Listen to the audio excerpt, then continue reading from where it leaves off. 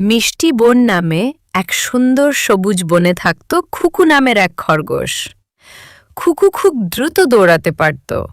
দৌড়াতে তার খুব আনন্দ লাগত, কিন্তু সে চঞ্চল প্রকৃতির হওয়ায় প্রায়ই অন্যদের জন্য অপেক্ষা করত না। একই বনে থাকত মিঠু নামের এক ছোট্ট কচ্ছপ। মিঠু হাঁটত খুব ধীরে ধীরে, তবু সে কখনো মন খারাপ করত না।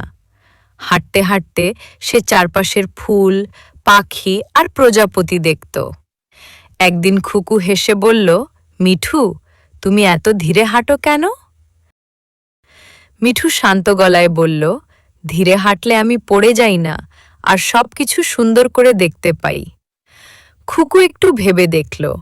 সে বুঝল সব কাজ তাড়াতাড়ি করাই সবসময় ভালো নয়। কিছুদিন পর খুকু বলল, চলো মিঠু, আজ আমরা একসাথে হাঁটি। দুজন একসাথে হাঁটতে লাগল। খুকু ধীরে হাঁটতে শিখল, আর মিঠু খুশি হয়ে হাসল। তারা গল্প করল, ফুল গুনল, পাখির গান শুনল। কিছুদিন পর বনের সবাই দেখল মিঠু আর খুকু দুজন একসাথে হাঁটছে, আর তাদের দুই বন্ধুকে বনের সবাই দেখছে।